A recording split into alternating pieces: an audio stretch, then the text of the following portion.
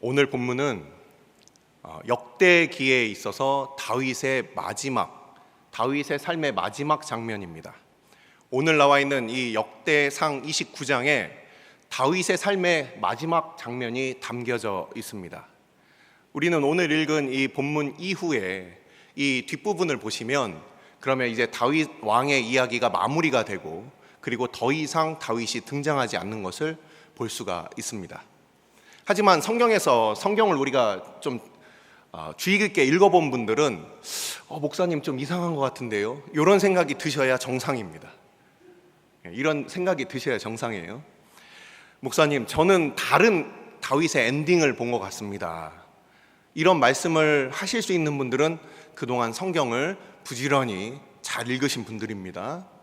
성경에는 세 부분에 있어서 다윗의 삶의 마지막 부분이 나옵니다. 오늘 읽은 이 역대상 29장의 다윗의 마지막 삶의 부분이 나오고, 그리고 열왕기상 2장에 아들 솔로몬에게 마지막 당부를 하고 그리고 그의 인생이 마무리가 되는 장면이 나오고, 그리고 또 한 가지는 어디일까요?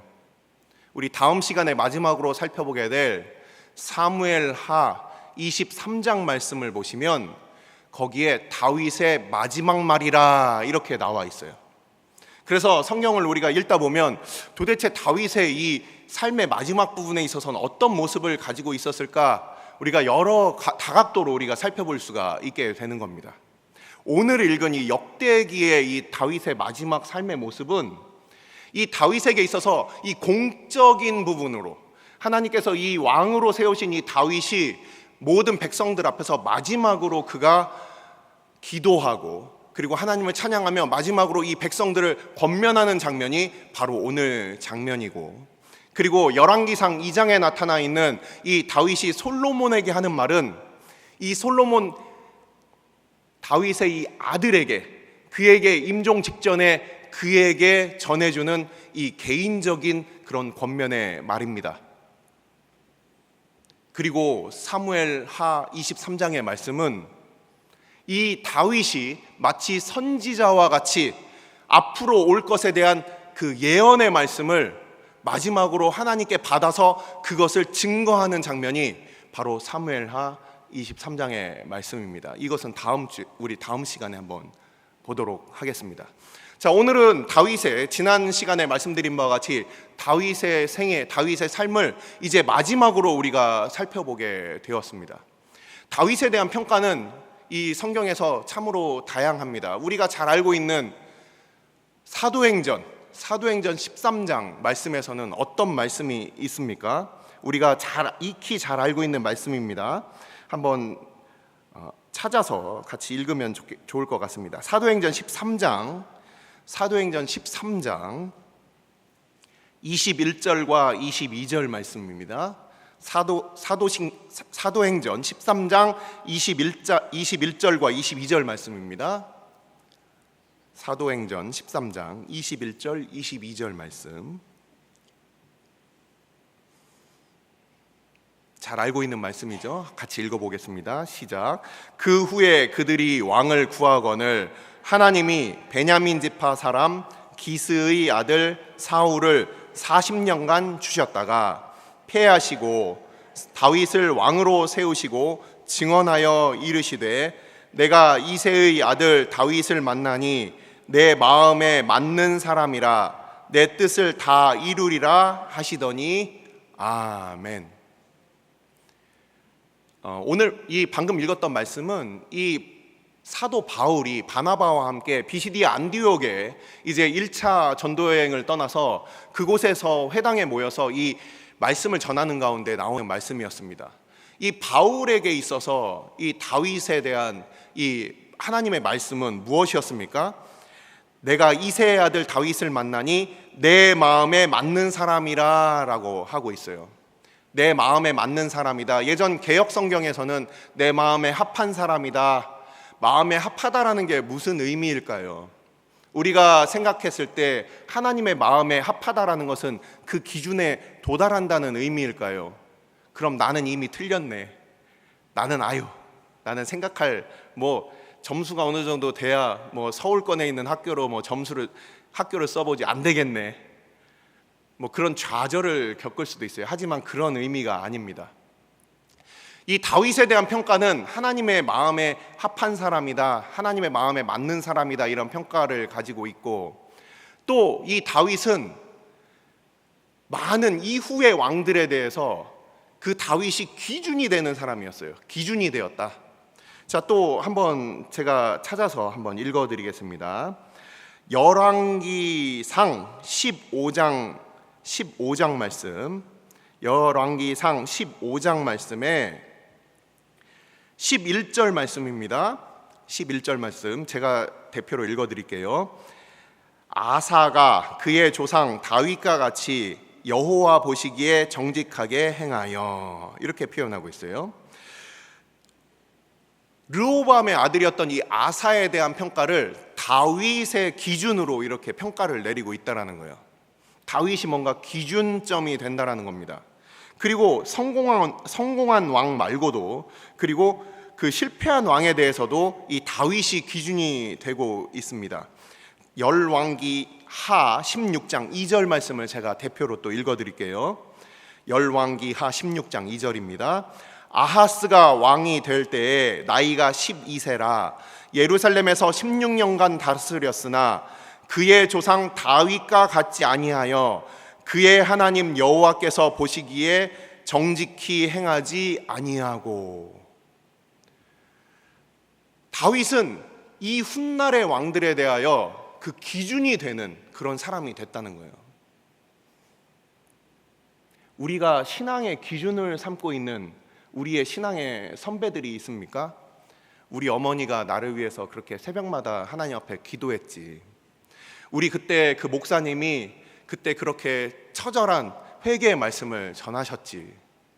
누군가 우리에게 있어서 신앙의 모델이 되는 그런 사람들이 있을 거예요.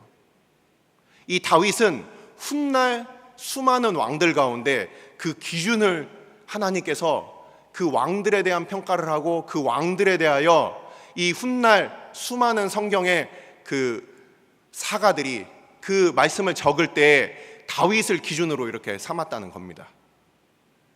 이 다윗의 이 마지막 삶을 통해서 우리는 이 다윗이 어떠한 삶을 살았는지, 우리는 이 마지막 이 기준을 우리가 한번 살펴보도록 하겠습니다. 오늘 말씀으로 우리가 다시금 돌아오겠습니다. 역대상 29장 10절부터 우리는 같이 말씀을 10절부터 우리는 같이 말씀을 읽었는데요. 이 10절 바로 이 시작이 어떻게 시작을 합니까? 다윗이 온 회중 앞에서라고 시작을 합니다. 이 온 회중은 누구였을까요? 이 온 회중이 누가 모였을까요?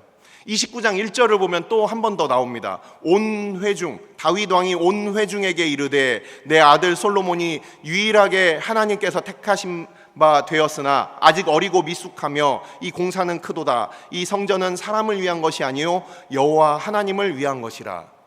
지금 온 회중이 모여있는 상황입니다. 이 온 회중은 어디서 모인 사람들이고 어떤 사람들이었습니까? 우리 28장 1절 말씀을 같이 한번 찾아서 보겠습니다. 28장 1절 말씀입니다. 28장 1절 말씀,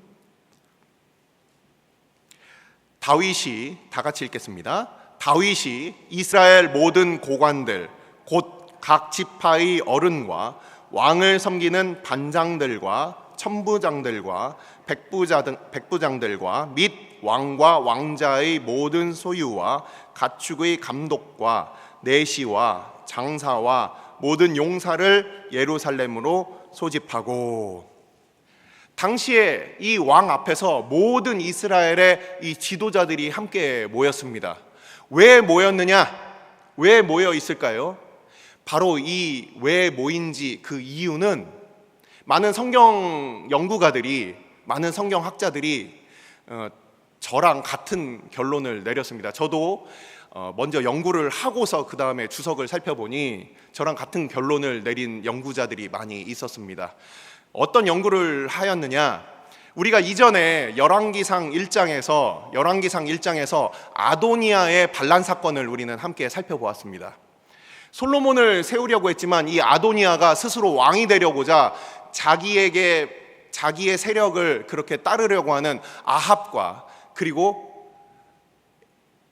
아히멜렉을 그가 불러서, 그리고 자기를 따르는 사람들의 세력을 규합해서 그가 스스로 왕이 되려고 하는 이 마지막 반란 사건이 있었습니다. 바로 그때에 솔로몬이 바로 다른 곳에서 기온샘의 그 시작의 그 근원에서 그가 왕으로 기름 부음을 받는 사건을 우리는 지난번에 살펴보았어요. 바로 오늘 솔로몬이 기름 부음을 받는 이 사건을 봤을 때 아마도 같은 사건이었을 것이다, 이렇게 얘기를 해요. 이 다윗이 마지막에 사람들을 불러 모으고 마지막으로 아들 솔로몬을 왕으로 세우는, 왕으로 추대하는 바로 그 장면이었을 것이다 라고 이렇게 우리가 생각할 수가 있습니다. 자, 이 많은 사람들이 모였어요. 온 회중들이 다 모였습니다. 그 회중들 앞에서 이 하나님 앞에 그가 찬송을 부르고 있어요. 모든 회중들이 지금 우리 이렇게 모인 것처럼 다 모였습니다. 그 앞에서 이 다윗이 하나님 앞에 여호와를 송축하면서 그가 찬양하며 기도하고 있다는 거예요. 그가 감사하고 있다는 거예요. 자, 우리는 이 다윗의 찬양과 감사에 대해서 우리는 생각해 볼 필요가 있습니다. 우리는 어느 때 감사하고 어느 때 찬양합니까? 우리 성가대 지금 같이 모였어요. 분명히 이 성가대 중에서는 오늘 분명히 마음에 어려운 일이 있을 수도 있고 한 주간 하나님 앞에 깊게 기도해야 될 그런 제목들이 있는 분들도 계실 거예요. 하지만 하나님 앞에 그냥 믿음으로 우리가 서서 찬양하는 거예요.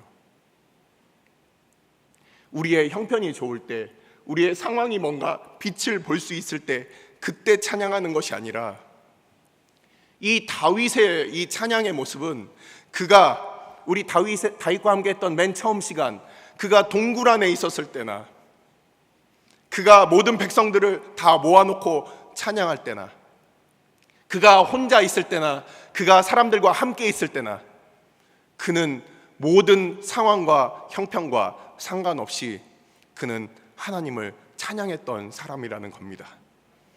오늘날 우리는 하나님 앞에 고난과 환난 가운데 살아갈 때 그냥 마음이 무너져서 낙담하여서 그냥 하나님 안 계신 것 같고 나 사랑하시지 않는 것 같아서, 그래서 여기서는 입이 이렇게 튀어나와서 대발로 나와서 그래서 하나님 원망하다가 나중에 하나님 은혜로 우리가 그 앞에 서게 됐을 때 우리가 만일 찬양한다면 얼마나 부끄럽겠습니까?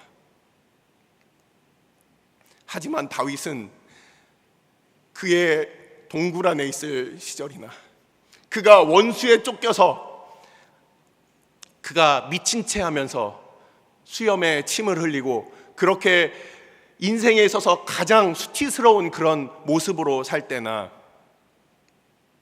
그의 시편을 읽어보면 그는 여전히 하나님을 찬양하고 있다라는 거예요. 우리의 상황과 우리의 형편은 늘 변하지만 변치 않으시는 그 하나님을 향한 그의 믿음과 그의 사랑의 고백이 이렇게 감사와 찬양으로 나오는 것입니다. 하나님에 대하여 우리가 이해하지 못하고 하나님에 대하여 우리가 잘 알지 못하기 때문에 우리의 형편에 따라서 하나님의 사랑도 변하겠지, 우리의 상황에 따라서 하나님의 돌보심도 변하겠지라고 우리가 오해할 뿐이에요. 하지만 이 다윗은 이 하나님에 대하여 무엇이라고 그는 찬양하고 있습니까? 다윗이 온 회중 앞에서 여호와를 송축하여 이르되 우리 조상 이스라엘의 하나님 여호와여, 주는 영원부터 영원까지 송축을 받으시옵소서. 여호와여, 위대하심과 권능과 영광과 승리와 위엄이 다 주께 속하였사오니 천지에 있는 것이 다 주의 것이로소이다. 여호와여, 주권도 주께 속하였사오니 주는 높으사 만물의 머리이심이니이다. 부와 귀가 주께로 말미암고 또 주는 만물의 주제가 되사 손에 권세와 능력이 있사오니 모든 사람을 크게 하심과 강하게 하심이 주의 손에 있나이다. 이것은 그냥 앵무새처럼 떠드는 말이 아니라 이 다윗의 그의 모든 인생을 통해서 처절하게 깨달은 하나님의 그 변치 않는 그 영광스러운 모습이었다는 거예요.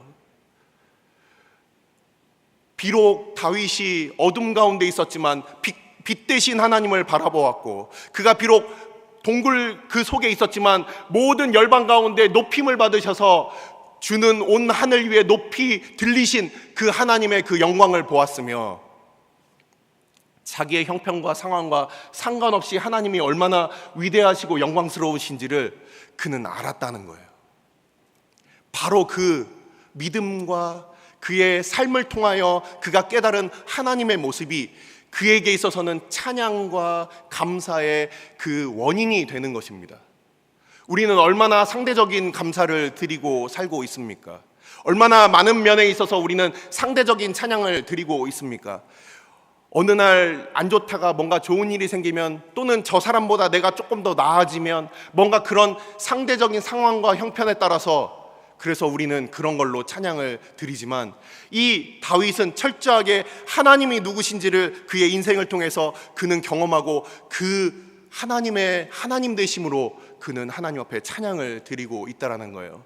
오늘도 우리는 우리의 상황과 형편을 따져보면 하나님 앞에 찬양 드리기 힘든 분들이 분명히 계실 겁니다. 하지만 이 다윗과 같이 하나님께서 그 모든 사람들을 세우시고 또한 그들을 영화롭게 하시는 하나님이심을 바로 이 다윗은 그 찬양을 드리고 있습니다. 그의 형편이 어려울 때도 그런 하나님을 믿고 의지하였으며, 또한 모든 백성들과 회중들을 다 불러놓고 그런 하나님을 그가 이렇게 그 하나님께 감사하고 있는 거예요. 이 다윗의 감사는, 바로 다윗의 찬양은 계속해서 이어집니다. 자, 13절에 우리 하나님이여 이제 우리가 주께 감사하오며 주의 영화로운 이름을 찬양하나이다.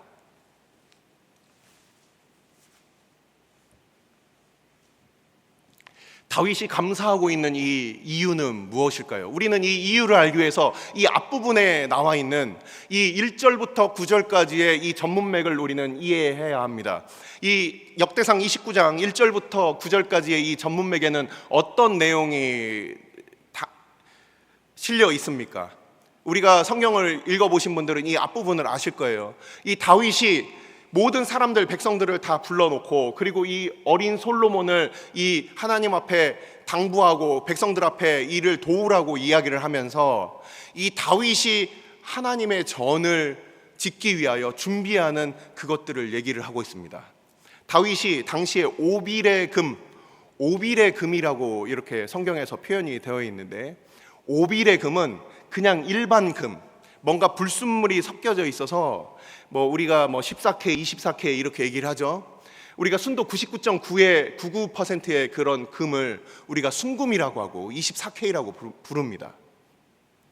이 오빌의 금이 당시에 이런 순금의 종류였어요. 당시에는 오늘날처럼 뭔가 이렇게 그 불순물을 그렇게 정련하는 기술이 그렇게 좋진 않았을 겁니다. 하지만 당시에 최고의 금 중에 최고의 금이라고 했던 것이 바로 오빌의 금이었어요.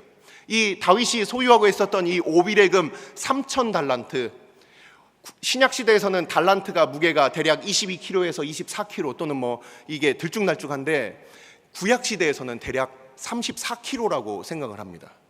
이 34kg 곱하기 3,000, 저는 계산이 느려서 얼마인지 잘 모르겠지만 34kg짜리 이 3,000달란트를 하나님께 드렸고, 그리고 순은 그 은도 너무 그 함도가 좋은 이 정련된 그 은 7,000달란트를 하나님께 이렇게 드렸다는 거예요.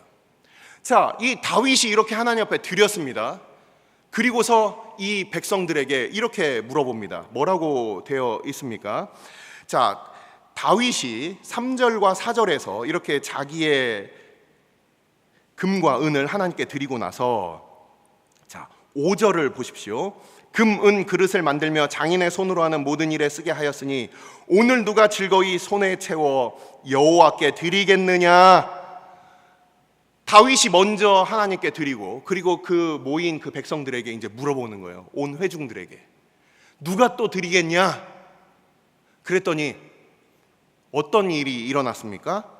6절부터 9절까지 말씀이 바로 그 내용입니다. 이에 모든 가문의 지도자들과 이스라엘 모든 지파의 지도자들과 천부장과 백부장과 왕의 사무관이 다 즐거이 드리되 하나님의 성전 공사를 위하여 금 5,000달란트와 금 10,000 다릭은 바로 페르시아의 그 화폐 단위입니다. 10,000달란트와 놋 18,000달란트와 철 100,000달란트를 드리고 보석을 가진 모든 사람은 게르손 사람 여이엘의 손에 맡겨 여호와의 성전 곳간에 드렸더라. 백성들은 자원하여 드렸으므로 기뻐하였으니 곧 그들이 성심으로 여호와께 자원하여 드렸으므로 다윗 왕도 심히 기뻐하니라. 아멘. 이 모인 백성들이 다윗 왕이 앞서서 하나님께 드리는 이 모습을 보고 이 모든 온 백성들도 함께 즐거워함으로 기뻐함으로 자원함으로 하나님께 드리는 장면이 바로 오늘 다윗의 감사와 찬양과 기도의 바로 앞부분입니다. 다윗은 이것을 가지고 감사하고 있다라는 거예요. 자, 이 14절을 보시면 이 다윗의 감사의 내용이 나옵니다.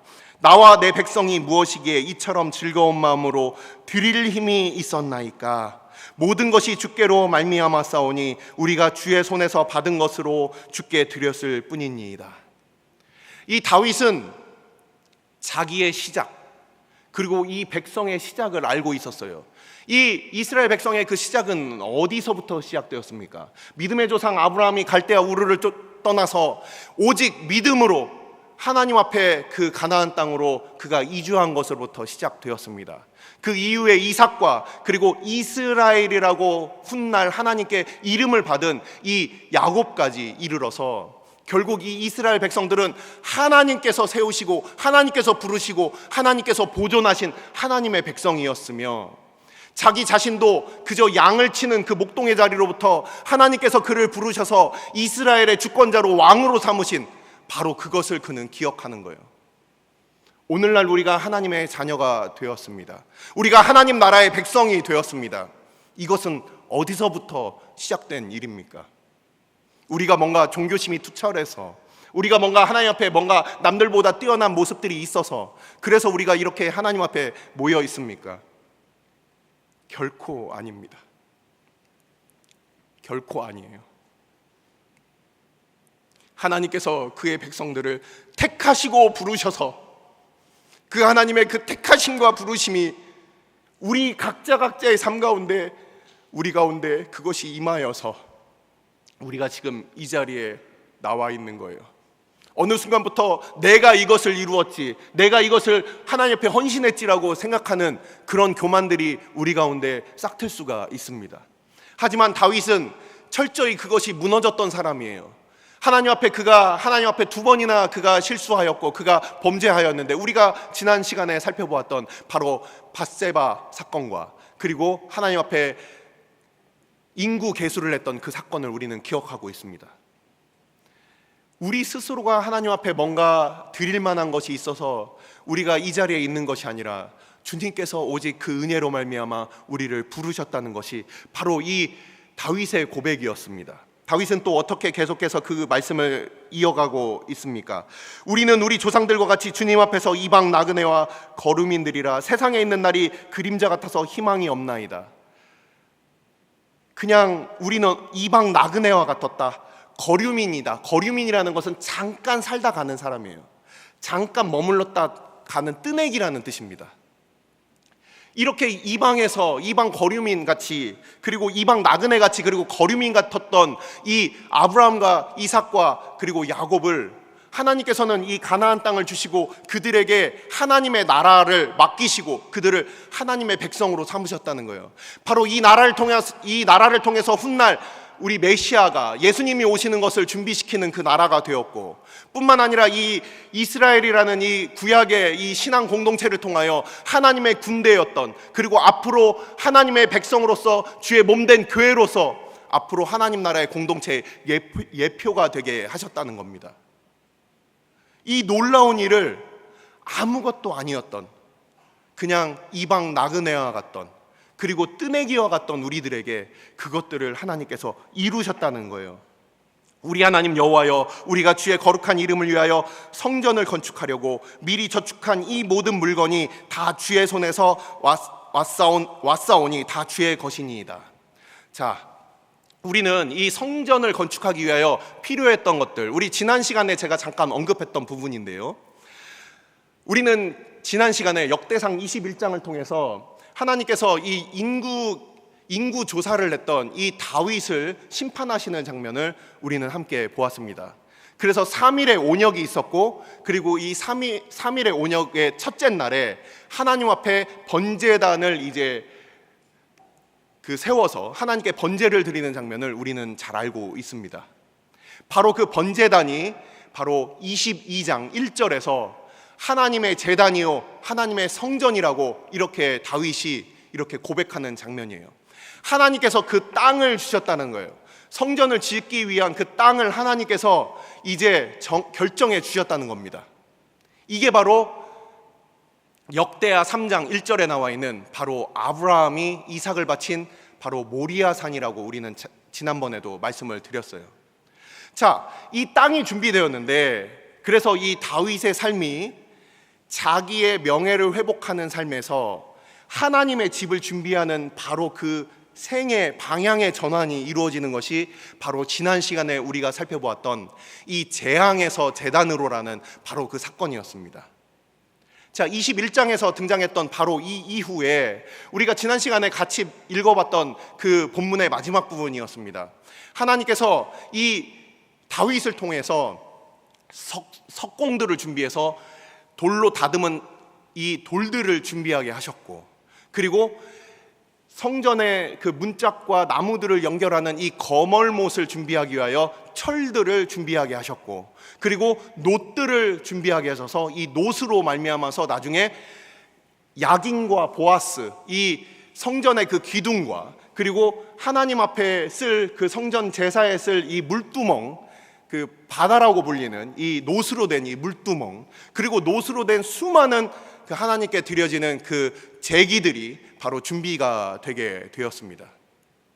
그러면서 이 역대상 22장에서는 중요한 것이 준비가 되는데 그게 바로 이 성전을 지을 사람이었어요.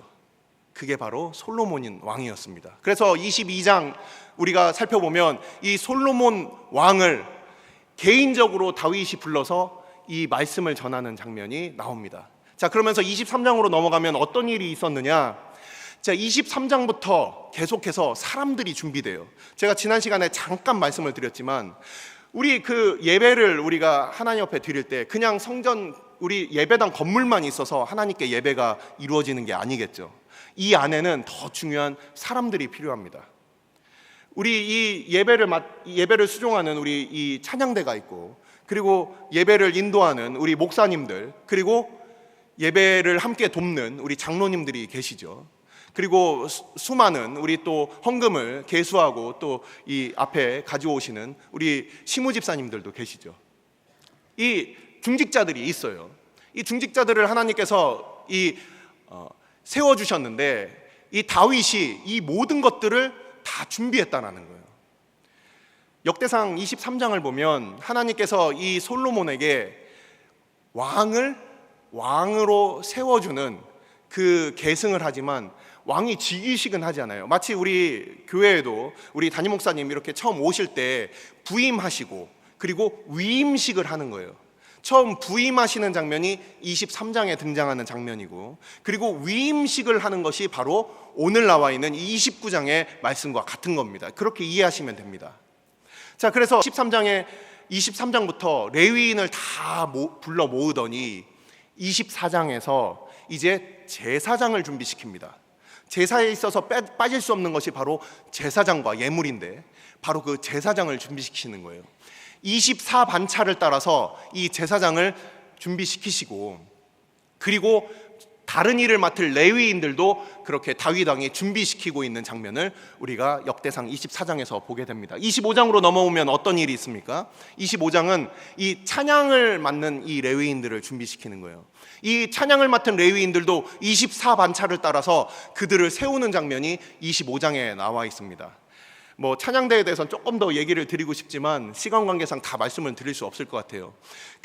우리가 읽고 있는 이 시편에 있어서 수많은 이 시편의 저자들이 있는데 그 중에서 아삽이라는 특별한 인물이 있어요. 이 아삽이라는 이 인물이 바로 하나님 앞에 신령한 노래를 불렀다. 여러분들이 역대상 25장 말씀을 실제 성경으로 찾아보시고 거기 있는 각 줄을 살펴보시면 이 신령한 노래가 바로 예언의 말씀이다. 그래서 이 아삽을 통해서 그들이 예언자와 같이 이 시편 가운데 이 아삽이 지은 시들이 굉장히 많습니다. 아삽뿐만 아니라 여두둔 뭐 이런 유명한 사람들이 다 다윗 시대에 다윗이 세운 이 레위인들이었다는 거예요. 그래서 다윗은 이 모든 하나님의 말씀을 그가 하나님 앞에 찬송으로 전했을 뿐만 아니라 그 말씀을 또한 찬양으로 이렇게 부를 이 아삽과 그 다른 이 하나님의 찬양대들을 이렇게 준비시키는 장면을 우리는 역대상 25장에서 보게 됩니다. 여기에 추가로 한 가지만 더 말씀을 드리자면, 자, 다윗이 살아있을 때 성전이 있었습니까? 없었습니까? 잠이 확 깨네요. 너무 쉬운 질문이라. 네. 다윗이 살아있을 때, 다윗이 있을 때는 당시에 성전이 없었죠. 우리는 시편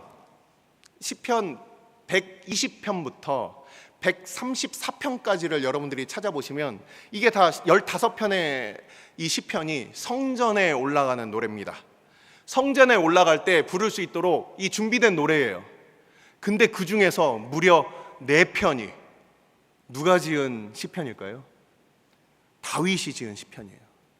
다윗은 자기가 비록 그 성전을 너는 지을 수가 없어 라고 하나님께서 분명하게 말씀을 하셨지만, 그는 앞으로 성전에 예배하고 성전에 나아갈 때 이 아들 솔로몬이 성전을 짓고 그곳에서 예배할 하나님의 백성들이 그 하나님 앞에 예배할 그 모든 것을 그는 노래까지도 그가 준비했다라는 것을 우리는 성경을 통해서 알 수가 있어요.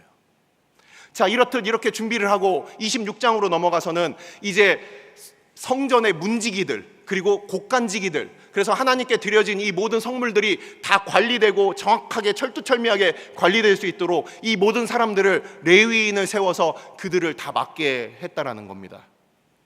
그리고 이제 27장에서 이 모든 성전 밖에 있는 일들, 이제 왕과 그리고 행정을 맡을 수 있는 사람들을 또 12반차로 그렇게 세워서 24,000명씩 이 솔로몬을 돕도록 이 다윗은 그렇게 세워놨어요.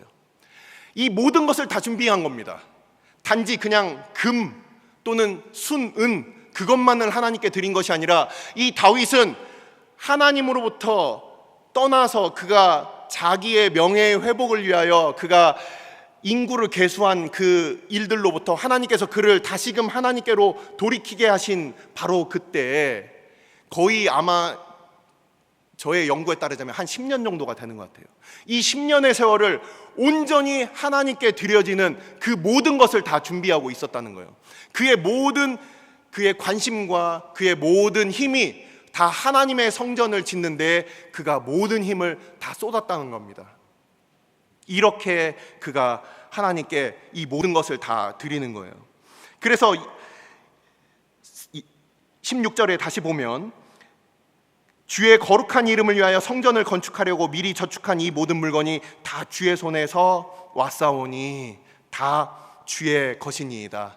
이 다윗이 준비했던 이 모든 그 보석과 은과 금과 그리고 사람들까지도 다 하나님께서 준비시켜 주셨다, 이렇게 고백을 하면서 제가 솔로몬에게 전달했던 이 다윗의 또 한 가지 이 신비로운 일에 대해서 제가 잠깐 잊을 뻔했네요. 28장을 한번 보겠습니다. 역대상 28장 말씀을 한번 보겠습니다. 역대상 28장 말씀을 보시면 재미있는 장면이 나옵니다. 지난 시간에 잠깐 말씀을 드렸어요. 자, 역대상 28장 11절 12절 말씀입니다. 역대상 28장 11절 12절 말씀입니다. 성경 가져오신 분들은 찾으면서 보시면 유익할 것 같습니다. 역대상 28장 11절 12절 말씀이에요. 같이 읽겠습니다. 시작. 다윗이 성전의 복도와 그 집들과 그 곡간과 다락과 골방과 속죄소의 설계도를 그의 아들 솔로몬에게 주고, 또 그가 영감으로 받은 모든 것 곧 여호와의 성전의 뜰과 사면의 모든 방과 하나님의 성전 곳간과 성물 곳간의 설계도를 주고, 13절부터 17절까지 말씀은 모든 기구와 그 기구들을 만드는 그 모든 사이즈와 그 크기를 다 또 설명해 주는 부분입니다. 18절 19절 말씀을 같이 한번 또 읽어보겠습니다. 18절 19절 말씀입니다. 역대상 28장 18절 19절 말씀입니다. 시작. 또 향단에 쓸 순금과 또 수레 곧 금 그룹들의 설계도대로 만들 금의 무게를 정해주니, 이 그룹들은 날개를 펴서 여호와의 언약궤를 덮는 것이더라. 다윗이 이르되 여호와의 손이 내게 임하여 이 모든 일의 설계를 그려 나에게 알려주셨느니라. 아멘. 우리는 솔로몬이 하나님의 성전을 지었지 그냥 이렇게 막연하게 생각하는 분들이 많이 계실 겁니다. 하지만 솔로몬이 그냥 뚝딱뚝딱 그냥 성전의 모든 필요한 것들을 그가 다 벌어서 한 게 아니라 이 모든 것들을 성전의 설계도부터 해서 이 성전에서 일하는 사람들로부터 해서 그리고 그에 필요한 모든 물자들, 우리가 잘 알고 있는 백향목부터 해서 이 모든 것들을 다 다윗이 그의 모든 것들을 다 힘을 다하여서 그가 하나님 앞에 준비했다는 거예요. 자, 내가 이제는 성전을 못 짓는다고 하나님께서 나에게 이제 넌 못 지어 그렇게 얘기했으니까 그냥 꽃놀이나 다니고 그냥 팔도 유람이나 다니면서 그냥 내가 즐겁게 살자 이렇게 한 것이 아니라 그의 인생의 마지막에 있어서 하나님의 나라를 그가 손수 그것을 지을 수는 없었지만 하나님의 나라를 준비하는 삶으로 그는 살았다는 거예요. 바로 그 모든 것들을 하나님으로부터 받아서 하나님께 돌려드렸다. 바로 다윗은 이렇게 감사하고 있는 겁니다. 뿐만 아니라 내가 이렇게 하나님 앞에 감사하고 있는데 나뿐만 아니라 이 모든 하나님의 백성들이 함께 하나님께 이렇게 기쁨으로 드리고 있으니 이 다윗은 그 기쁨이 너무나도 커서 하나님께 이렇게 감사하는 거예요. 나 혼자 간신히 구원받아서 우리 가정 가운데 나만 구원받는 것이 아니라 나의 자녀들도, 내가 아는 나의 친구들도, 나의 친척들도, 교회 주일학교의 우리 학생들도 다 그렇게 앞서 있는 이 믿음의 선진을 쫓아서 다 함께 하나님 앞에 기쁨으로, 의무도 아니고 그들의 어쩔 수 없어서 앉아있는 것도 아니고 그들의 모든 것을 기쁨으로 하나님께 드리고 있는 이 사건을 통해서 이 다윗은 하나님 앞에 감사와 찬양을 드리고 있는 거예요. 우리의 자녀들이 하나님의 말씀을 사랑하고 말씀하시는 하나님을 기뻐하고 다윗이 평생 그의 인생 가운데 하나님을 기뻐하고 즐거워했던 것처럼 그의 손 아래에 있는 그 모든 백성들이 하나님 앞에 이렇게 기쁨으로 자발적으로 하나님을 섬기고 있으니 그가 어찌 감사하지 않을 수 있겠습니까? 우리는 어떤 감사를 하나님께 드릴 수 있겠습니까? 우리가 주님 앞에 서게 될 그날에 우리는 어떤 감사를 드릴 수 있겠습니까? 자, 마지막으로 이제 다윗이 기도하는 장면을 우리가 함께 보겠습니다. 다윗의 기도의 내용은 18절, 19절 부분입니다. 18절과 19절을 보면 다윗의 이 기도하는, 하나님 앞에 간구하는 장면이 나오는데 제가 원어를 찾아보니까 세 동사의 명령형으로 되어 있습니다. 하나님께 이 세 동사를 가지고 하나님께 간구하는 장면이에요. 첫 번째가 무엇입니까? 첫 번째는 심중에 영원히 두어. 이게 바로 심중에 영원히 두어. 이게 첫 번째 단어입니다. 동사입니다. 심중에 영원히 지켜주십시오. 그 마음을 지켜주십시오. 자, 이것을 지켜달라고 하는데 이것이 무엇입니까? 방금 말씀드린 대로 하나님을 섬기는데 기쁨으로 섬기는 거예요. 의무와 우리의 어떤 정말 어쩔 수 없어서 그냥 내가 뭔가 직분을 맡았으니까 어쩔 수 없어서 하는 것이 아니라 그가 하나님께 드렸던 그의 모든 삶의 모든 모습들이나 이 다윗과 함께했던 이 모든 방백들과 용사들이 하나님께 드렸던 이 모든 모습들이 다 즐거움과 기쁨으로 드리는 거예요. 이 중에서 우리가 구원받기 위하여 이 자리에 앉아있는 사람 아무도 없을 겁니다. 우리는 이미 구원받은 그 기쁨이 하나님께 우리가 영광으로 돌려드리기 위하여 우리는 같이 모인 사람들이에요. 우리의 예배는 그런 예배입니다. 바로 그러한 이 마음을 지켜주십시오.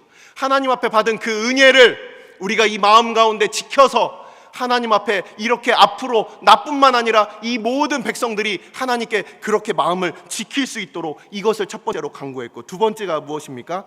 주께로 돌아오게 하옵소서라는 거예요. 우리가 하나님을 떠날 때가 있어요. 바로 하나님 앞에 우리가 범죄할 수가 있습니다. 하나님의 그 뜻을 우리가 눈 감고 귀 막고 그렇게 적극적으로 하나님 앞에 대적할 수도 있고요. 또는 우리의 의도치 않게 하나님의 뜻으로부터 우리의 욕심 때문에 우리가 미혹당할 때도 있어요. 하지만 이 모든 것들로부터 하나님께로 돌아오게 하여 주옵소서. 돌아오게 하여 주옵소서. 아까 우리가 읽었던 이 사울은 어떤 사람이었습니까? 하나님 앞에 자기의 죄를 그가 알아도 선지자 사무엘을 통해서 그에게 알려주셔도 그는 돌아올 줄을 몰랐어요. 그냥 자기의 고집대로 끝까지 가는 사람이었어요. 하지만 다윗은 선지자 나단을 통해서 하나님께서 그를 돌이키실 때 그는 하나님 앞에 돌아왔던 사람입니다. 이 다윗은 다 자기 얘기를 하는 거예요. 그냥 나는 고고하고 나는 뭔가 죄를 안 지었는데 야, 죄 짓는 너희들 앞으로 죄 짓지 마, 이렇게 얘기하는 게 아니에요. 이 다윗이 하나님 앞에 그가 먼저 돌이켰기 때문에 이 백성들도 하나님께 돌아오게 하여 주옵소서. 바로 그것을 두 번째 간구의 제목으로 그가 전하고 있습니다. 마지막으로 19절에 있는 부분이 세 번째 간구입니다. 또 내 아들 솔로몬에게 정성된 마음을 주사. 여기서 정성된 마음이라는 것이 바로 다윗을 하나님께서 그를 세우신 하나님께서 그에게 아까 말씀드렸던 우리가 아까 읽었던 사도행전 13장 말씀에 이 사도 바울이 다윗을 평가했던 바로 그 말씀입니다. 이 정성된 마음이 뭐냐? 뭔가 하나님 앞에 이렇게 정성을 다해서 뭔가 바친다, 그런 뜻이 아니라 원어를 보니까 이것은 바로 온전한 마음이에요. 순전한 마음입니다. 마음이 갈리지 않는 마음이에요. 온전히 하나님만을 바라는 마음이에요. 목동이었던 이 다윗에게 주님께서 그를 하나님의 그 선한 목자 되심을 알려주셨어요. 그것이 바로 사무엘상 16장에 17장에 다윗이 바로 이 사울 앞에서 했던 말입니다. 그는 하나님에 대하여 알게 됐고 하나님의 마음을 알게 되었습니다. 이 다윗은 하나님께서 보여주실 때 그 말씀을 그냥 하나님만 보고 그대로 쫓았던 사람이에요. 하나님께서 우리에게 보여주시는 것들이 있으면 그대로 쫓는 거예요. 내 생각과 내 뜻과 내 판단이 앞서지 않고 그냥 하나님의 마음을 그대로 쫓는 거예요. 우리 가운데 기도하지 못하게 막는, 우리에게 있어서의 실족하게 만드는 그런 사람들이 있습니까? 하나님께서 그들을 위하여 기도하는 마음을 주십니까? 나의 자존심과 그것이 부딪힙니까? 다윗은 그냥 그대로 하나님의 마음을 쫓았다는 거예요. 하나님의 마음에 합한 사람, 하나님의 마음에 합한 사람, 이게 바로 까따라는 바로 이 헬라어 전치사를 씁니다. 바로 이 아르디아, 까따, 땐, 까르디온, 무, 나의 마음을 따르는 사람, 나의 마음을 있는 그대로 따르는 사람이란 뜻이에요. 이 순전한 마음이라는 것이 바로 그런 마음입니다. 이 정성된 마음이라는 것이 바로 그거예요. 하나님의 말씀이 있으면 있는 그대로 하나님의 길을 따르는 거예요. 우리가 그 상황과 형편과 그리고 그 모든 결과를 우리가 정해놓고 하나님 앞에 기도하고 따르는 것이 아니라 그냥 하나님의 말씀을 있는 그대로 계산하지 않고 그냥 하나님 앞에 그 마음을 온전히 드리는 바로 그것을 바로 우리는 이 솔로몬에게 이 다윗이 요청하는, 하나님께 부탁하는 그 마음입니다. 이 정성된 마음을 달라고, 이 아들에게 그것을 달라고 그가 세 번째 기도하고 있습니다. 다윗이 자기가 지녔던 그 마음, 하나님을 향하여 그가 순전한 그 마음, 정성된 마음, 하나님 앞에 순전했던 마음, 다른 곳으로 그 마음이 나뉘어지지 않는 그 마음을 나에게 주셨듯이 나의 아들 솔로몬에게 주셔서 그 성전을 지키게 하여 주옵소서. 이 성전이 갖고 있는 그 의미를 우리가 지난번에도 살펴보았습니다. 하나님의 나라, 주께서 왕 되시는 그 나라를 짓게 하여 주옵소서. 주의 몸된 교회를 돌보게 하여 주옵소서. 주님 오실 그 날을 준비하게 하여 주옵소서. 우리의 마음이 나뉘어지지 않고 하나님의 나라, 주님 다시 오실 그것을 준비하고 있습니까? 나뿐만 아니라 내 자녀도 그런 마음 주셔서 그래서 하나님 나라 위하여, 주의 나라 위하여, 주의 몸된 교회를 위하여 살게 하여 주옵소서. 바로 그 기도를 이 다윗은 이렇게 전했다는 겁니다. 자, 말씀을 이제 마무리합니다. 이 다윗의 기도는 이렇게, 다윗의 기도와 찬양과 그리고 감사는 이렇게 끝이 납니다. 그리고 나서 이제 뒷부분에 나오는 부분은 어떤 부분입니까? 이 다윗이 이제 우리가 잘 알고 있는 솔로몬의 1000번제보다 이 다윗은 더 큰 제사를 하나님께 드리고 있어요. 3000번제였어요. 숫송아지 1000번제, 그리고 순양 1000번제, 그리고 어린 양 1000번제에서 3000번제를 하나님께 드리고 있습니다. 그의 모든 것을 다해서 하나님께, 그의 마지막 삶의 마지막 순간을, 모든 것을 다 하나님께 온전히 드리는 바로 그 모습으로서 그의 인생은, 그의 삶은 이 역대기에 이렇게 마무리가 됩니다. 바로 그 제사를 통해서 이 백성들이 함께 마시면서 먹고 즐거워하였다는 거예요. 이게 단지 번제뿐만 아니라 그 후에 드려진 이 화목제로 인하여서 사람들이 함께 식사를 하며 하나님과 함께 연합과 기쁨을 즐겼다라고 이 성경 학자들은 이렇게 해석을 하고 있습니다. 우리의 삶은, 우리의 인생은 이제 어디를 향하여 가고 있습니까? 젊은이들은 뭔가 나에게 있어서 좀 더 희망이고 뭔가 내가 이룰 일이 있겠지라고 생각할 수 있고, 이제 인생의 이제 중간을 넘어서서 이제 하나님께서 우리에게 허락하시는 그 꼬린 지점을 향해 가는 우리들은 과연 무엇을 향하여 우리들은 살 것인가? 이 다윗은 하나님께로 돌이킨 이후로 바로 그의 모든 인생의 모든 자기의 가장 소중한 것을 바로 하나님을 향하여 이렇게 드리고 있다라는 겁니다. 이 다윗은 이렇게 하나님께 이렇게 간구했던 이 백성들, 모인 이 백성들과 그리고 자기의 아들 솔로몬을 위하여 이 기도했던 이 기도의 내용은 바로 자신의 삶 가운데 보여주셨던 그 은혜가 우리의 자손들, 우리의 믿음의 자손들에게도 이어질 수 있도록 주님, 그것을 허락해 주십시오. 그것이 나만 받는 것이 아니라 나로 인하여서 또한 이 백성들이 함께 하나님 앞에 찬송케 하여 주옵소서. 그리고 바로 이 다윗은 이런 명령을 이 백성들에게 주고 있습니다. 너희들 다 같이 여호와를 송축하라. 그 모든 백성들이 다 함께 하나님 앞에 찬양하고 있어요. 자, 이 말씀은 어떻게 마무리가 됩니까? 다윗의 인생은 어떻게 마무리가 됩니까? 마치 우리가 그 첫 시간에 이 동굴 속에서 이 다윗이 바로 지휘자로 이 악장으로 하나님 앞에서 찬양하고 있을 때 이 모든 믿음의 백성들이 다윗을 따라 부르기 시작하는 거예요. 다윗이 바로 이 하나님 앞에서 그의 인생의 마지막에 이 찬양을 부를 때 그와 함께 모였던 그 모든 이스라엘 백성들이, 그 아들이 함께 하나님을 찬양하고 있습니다. 우리가 함께 모여서 마지막 때에 주님 앞에 부를 그 찬양을 바로 이 다윗은 오늘 부르고 있는 것입니다. 기도하시겠습니다.